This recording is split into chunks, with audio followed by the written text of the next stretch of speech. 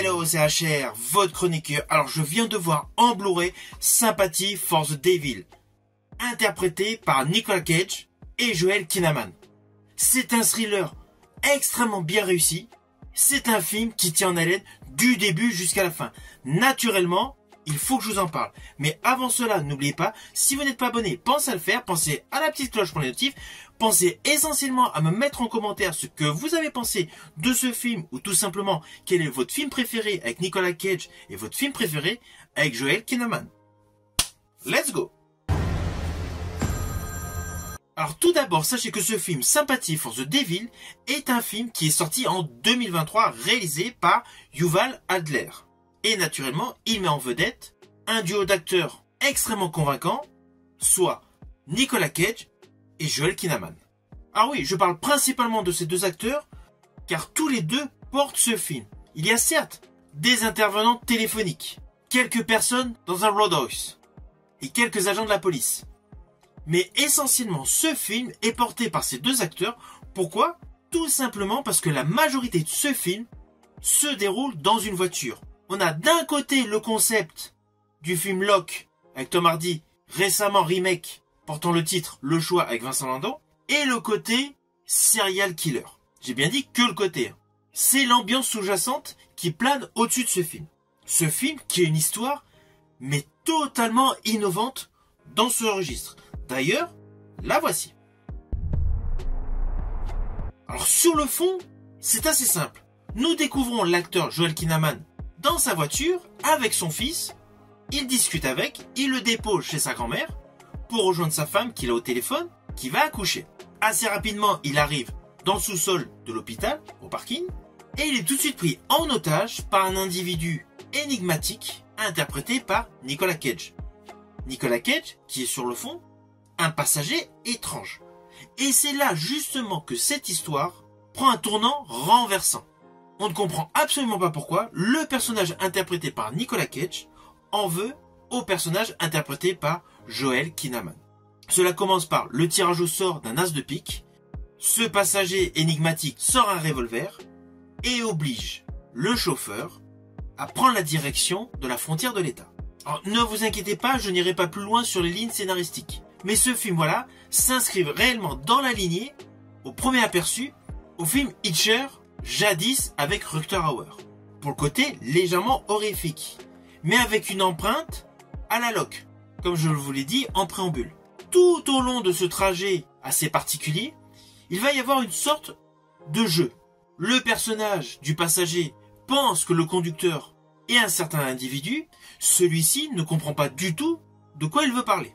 Il se passe de nombreuses péripéties avec justement des arrêts inopinés et une montée d'adrénaline à chaque plan séquence. Alors on va pas se mentir, l'interprétation de Nicolas Cage dans ce film est excellente. On retrouve le jeu de Nicolas Cage de Face Off face à Travolta.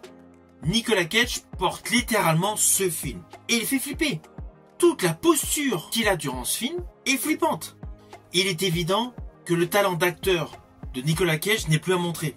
Il peut jouer dans d'excellents films, comme malheureusement des fois dans des nanars. Mais malgré tout, quel que soit le film dans lequel il évolue, il est toujours impeccable.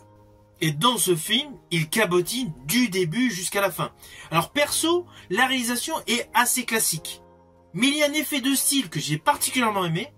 Cela se passe dans le Roadhouse Diner.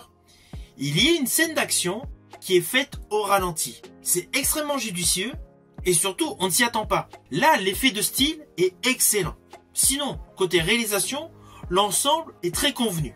La petite pointe qui accentue le côté frayeur et la luminosité rouge qui abonde à de nombreux plans séquences. Et d'ailleurs, dès le début du film, car Nicolas Cage est habillé avec une veste rouge et il a les cheveux teints en rouge. De ce fait, le rouge est assez utilisé tout au long de ce film, mais davantage pour instaurer un climat de peur. À cela s'ajoute le jeu de Joel Kinnaman, qui est radicalement différent de sa prestation dans le dernier film de John Woo, Silent Night. Là, dans ce film, il est beaucoup plus timoré. Son jeu d'acteur démontre une autre facette, ce qui permet de tenir en haleine tout au long de ce suspense. Car même si sur le fond, l'histoire est assez classique, l'histoire est assez basique, on se questionne. On va pas se mentir, durant toute la durée du film, on se questionne. Et il y a de nombreux retournements de situation, de nombreux twists. Et alors surtout, le final. Ne vous inquiétez pas, je ne vais pas vous dire ce qui se déroule. Mais je ne m'y attendais absolument pas. Le final m'a scotché. Alors certes, ce n'est pas le meilleur film avec Nicolas Cage. Mais ce film a le mérite de divertir, d'être innovant et surtout d'avoir une conclusion totalement inattendue. Alors même si de prime abord, ce film va essentiellement intéresser les fans de l'acteur Nicolas Cage, j'espère sincèrement qu'un nouveau public va être hypé par la bande-annonce qui est disponible sur YouTube afin de découvrir ce thriller. Ah oui, on a l'habitude avec Nicolas Cage d'avoir de nombreuses scènes d'action dans certains films. Là, dans ce film, il y a très peu de scènes d'action. C'est essentiellement de la tension psychologique.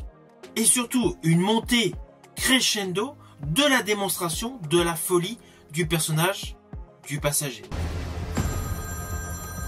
Alors, au final, naturellement, c'est un film que je vous invite à découvrir.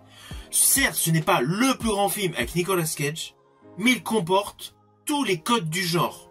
C'est un thriller qui tient la route et qui permet essentiellement de retrouver la folie passagère de certaines compositions de Nicolas Cage. Ce film est disponible en vidéo à la demande et également en support physique, via DVD et Blu-ray. De ce fait, il y a moult possibilités de le découvrir. Si vous avez aimé la vidéo, n'oubliez pas, petit pouce vers le haut, pensez au partage. Quant à moi, je vous dis à bientôt pour une prochaine vidéo.